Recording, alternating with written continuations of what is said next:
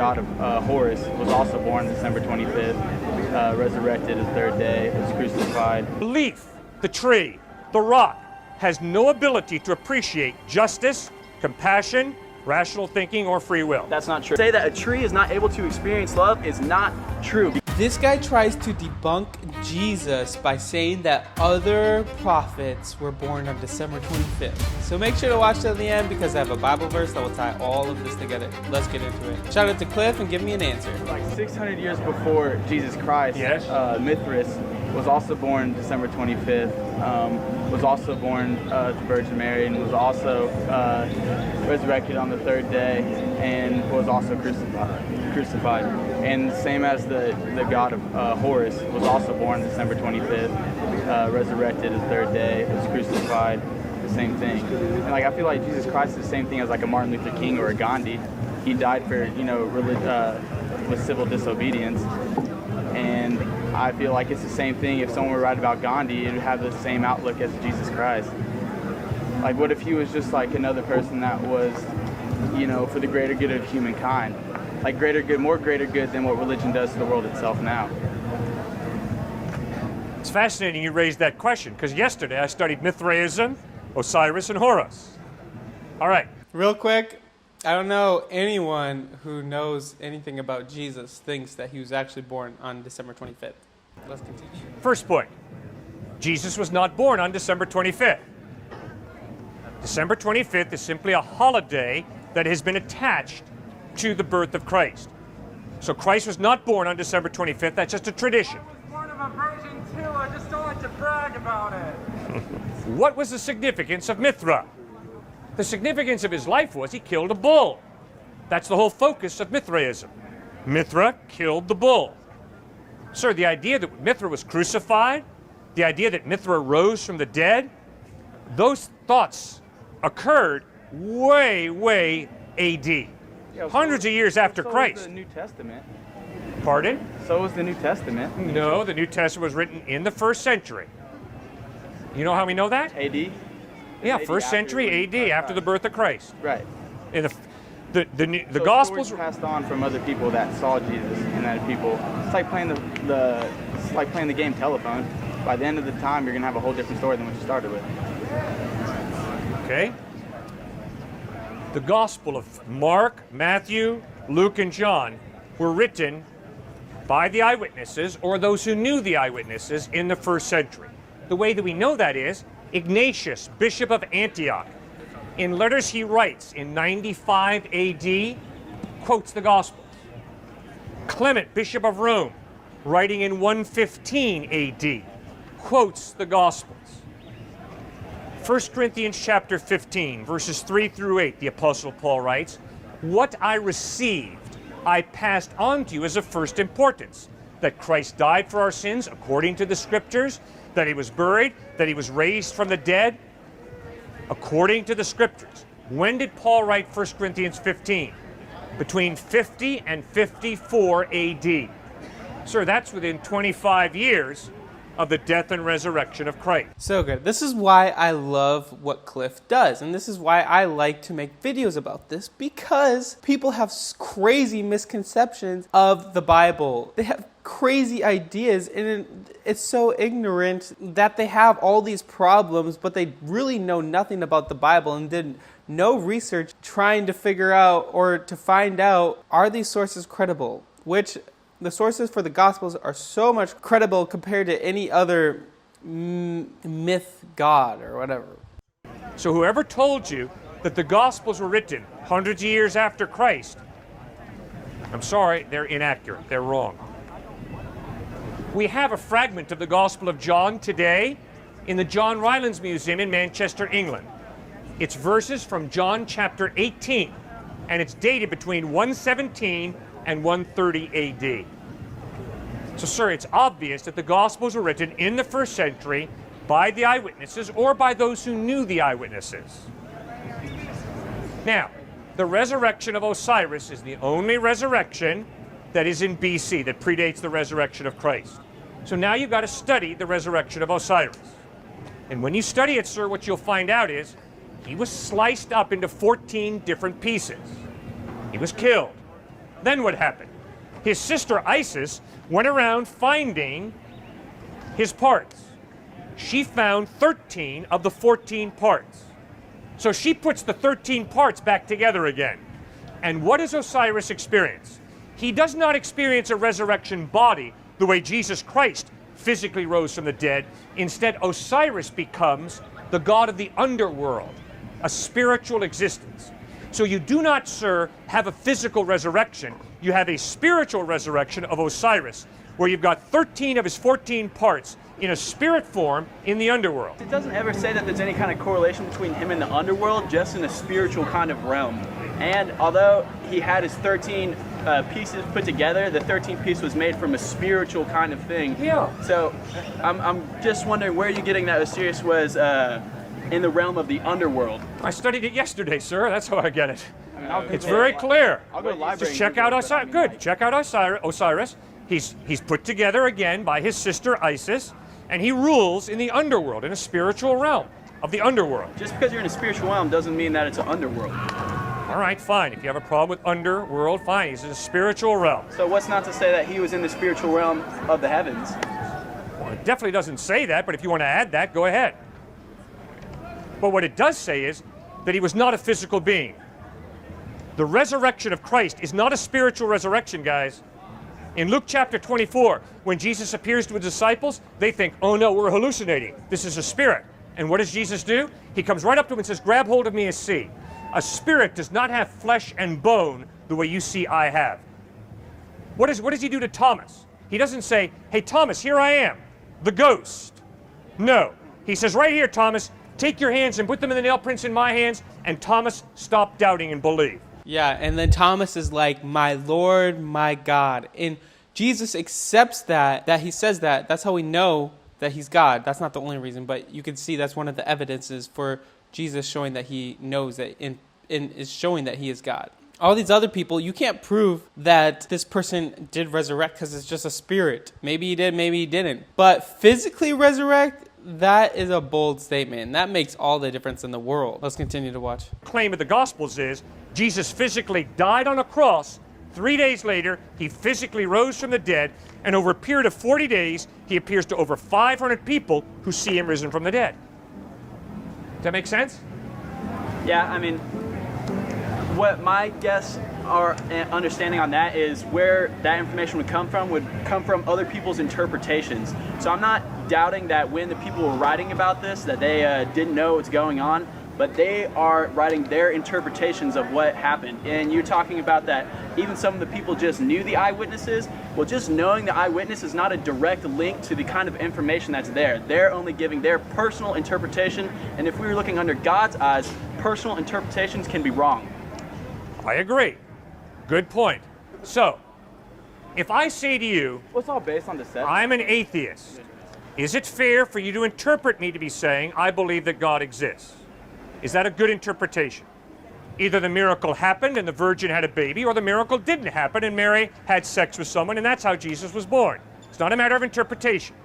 It's a matter of, did the miracle occur or did it not? Okay, so how are we supposed to know today if the miracle did or did not occur? Very simple. By looking at other people's interpretations? No.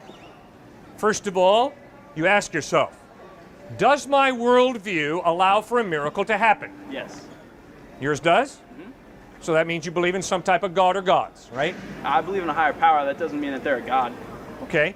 But you believe there's more to reality than matter and energy. No, I believe that the reality is energy. Okay, well if all of reality is matter and energy, how can a miracle happen? Because energy can be manipulated in the ways that we might not understand right now. Who's going to manipulate it? The conscious being. Okay. So what you're telling me is you think that a woman who hasn't had sex with a man can consciously manipulate her body so she can have a child? No.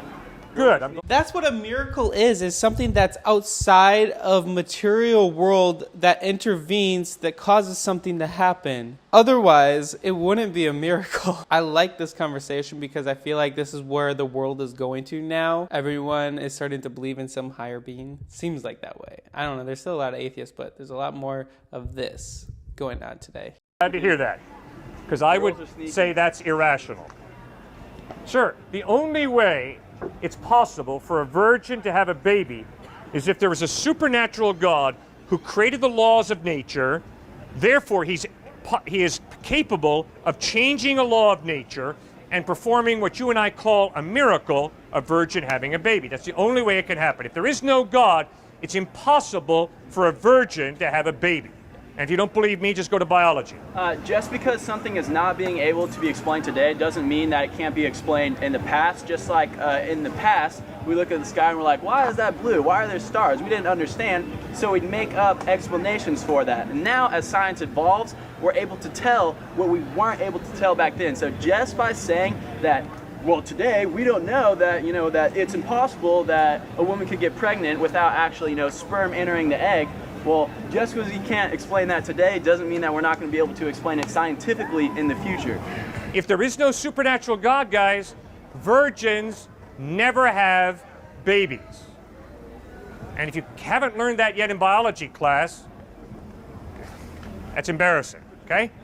So the only way a virgin can have a baby is if there's a supernatural God who changes a law of nature and performs what you and I call a miracle. Philosophically, if you say there is no God, it's impossible for a miracle to happen, because if there is no God, all of reality is matter and energy. And matter and energy operate in a very consistent way. We call it the laws of nature, the laws of science. Quantum mechanics. Thank you. Quantum We're mechanics. starting to show that the atom is all empty space. So we can look around and wonder how this matter is made up around us. It's all empty. Everything that we see is just a projection from within our own mind. Within the last year or two. Wait. Say that last sentence again. Everything that we see is a projection of what's happening within our own mind, our own conscious, and all of the conscious together. That's what God is. God is not someone off up in the sky that's preaching down, looking down, and be like, you sin, electric pole, you're going to hell. No, God is a collective consciousness of everyone. I'm God, you're God, everyone here is God. Okay. Oh my, so he's one of those new age, not even Christians, but everyone is God. We can become Christ consciousness. But he's using this fallacy of saying that, who knows, maybe we'll find out later, but have you ever seen a virgin have a baby before, has never had sex before? Or, okay, now you can have sperm donors, but you haven't seen that before, and now he's saying, who knows, maybe it can happen. This is a Christ consciousness spirituality that's so fake. It's crazy. Let's continue. If what you say is right, that I cannot perceive reality, I just make up reality in my head with my perception. It doesn't mean you make it up, but you are able to interpret the reality differently than how you might interpret it right now. It doesn't mean that it's just, made up. It's how you perceive things. Really? Well, then where does your rational mind come from? My rational mind comes from my consciousness. What does that mean? My consciousness is basically how, from birth, my life perceives all of the information around it. I'm sure you know of the Trinity, body, mind, and spirit. When we're born, we are born with the spirit, the new mind, and a new body. So we have the collective consciousness, which is the spirit, which is in all of us. The body is the physical way that we experience the reality, and the mind is the mind that interprets it, the actual consciousness. What is spirit? Spirit is what a lot of people like to refer to as God. Spirit is the kind of consciousness that everyone has and is able to basically use. And what can happen is when all the collective consciousness comes together with the same intent, that is when a miracle is able to happen, because there's such a strong force behind it, the unseen force that has a lot to do with quantum physics, that unexplainable things start to happen. And just because we're not to explain it now doesn't mean that we can't explain it into the future when we start learning about new things, the quantum mechanics, the way that consciousness really works. So this guy literally thinks with your mind you can control something. That's where it becomes dangerous. This is where you start to think, I am God. It's no different than being an atheist, because you start to think that everything, I can become God. I can become my own God. I can control the reality of the spiritual realm if all of our minds come together and push. Is spirit. Where does spirit come from? Spirit started from the great beginning. A lot of people like to call it the Big Bang, everything like that. There was one consciousness. You might refer to him as God. A lot of people refer to him as a lot of different things. And as that happens, God God, consciousness, wants to experience life in as many ways as it can. So it might send consciousness as this guy right here. Intelligent, smart guy, you know, he's experiencing consciousness in his own way. And then he might want to send it to some other person in India who grows up in you know, some kind of temple, Buddhist temple, whatever. And he's experiencing his consciousness in a different way. So it is all of the same consciousness, experiencing it in different realms. Does this stone have consciousness?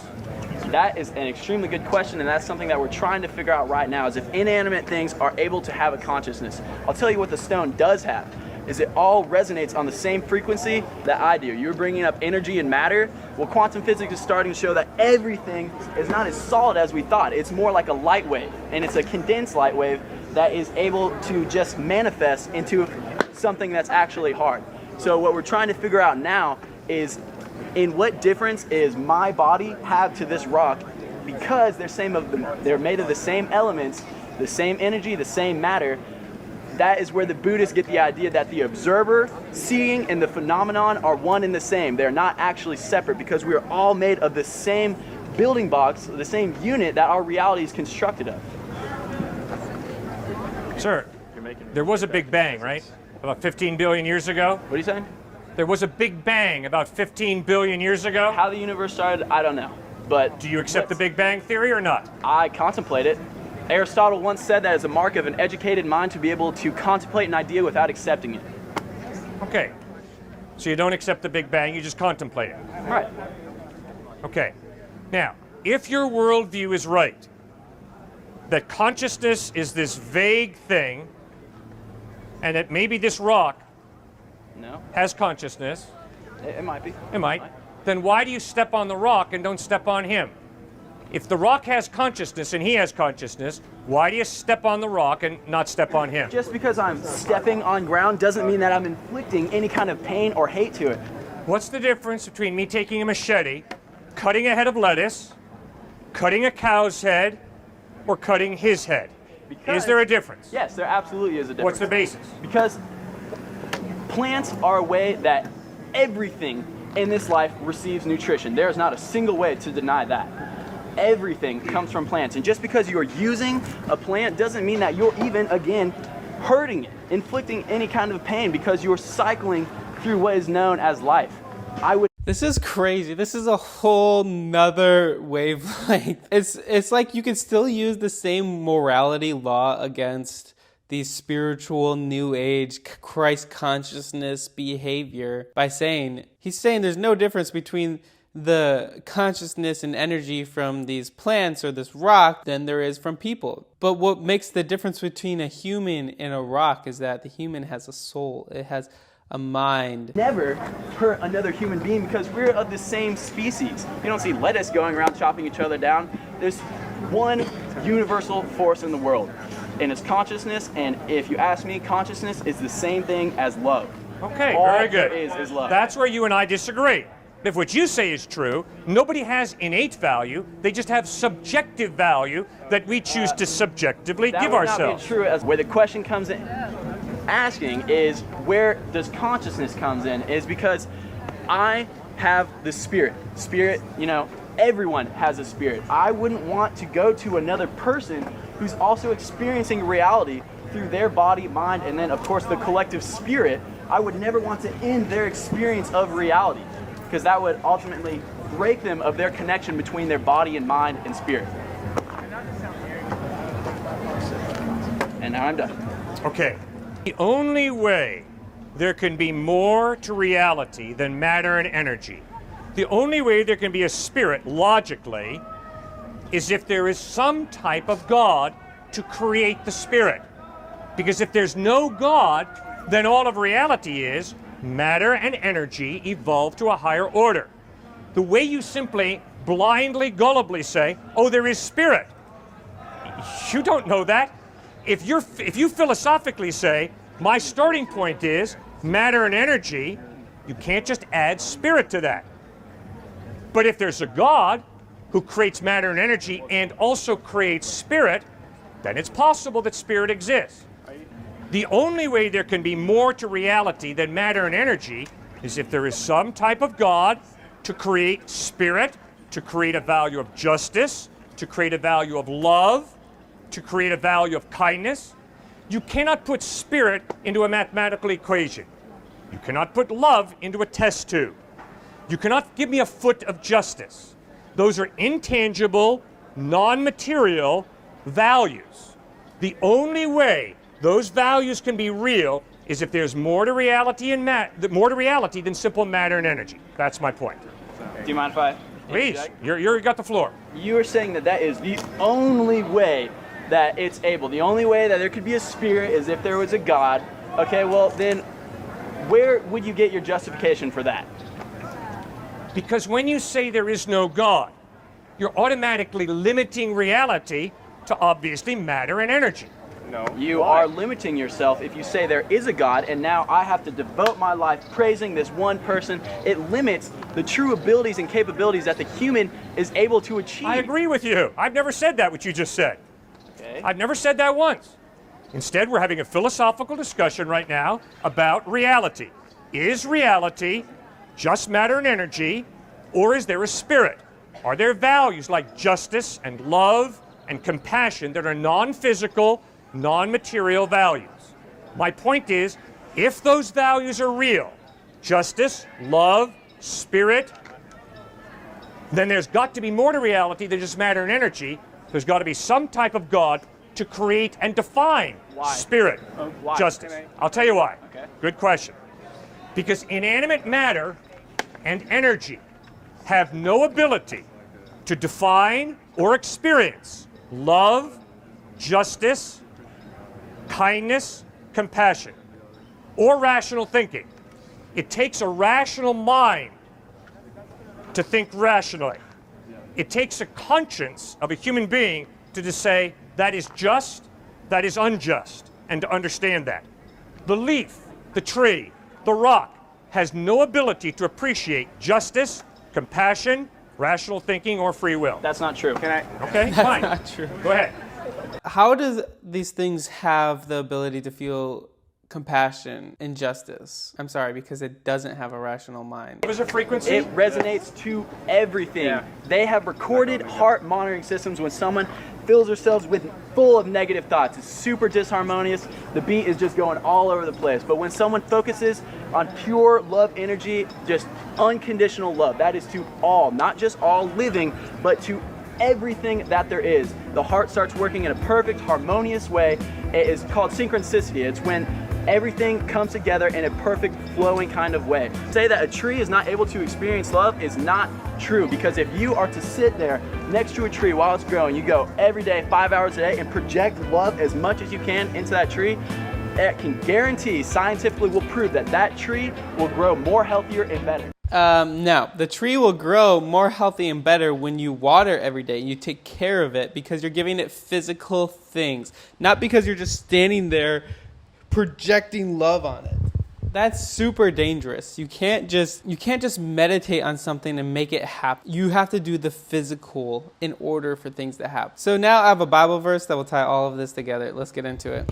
Psalms 90 verse 2 says, "Before the mountains were born, before you gave birth to the earth and the world, from beginning to end, you are God." God created everything. God is the one who allows us to feelings and a soul. He's the one who intervened. If not, then it's just all of our mind making this up. Anyway, guys, comment down below your thoughts on this. Hope you enjoyed this one. This was a fun one. Make sure to hit that like button and subscribe. I'm trying to hit 100,000 subscribers by the end of the year, and I know we can do it with your help. So thank you for all your love and support. It means the world. In the description, I have an opportunity for you to accept Jesus. You might like this video here or in this video. Peace.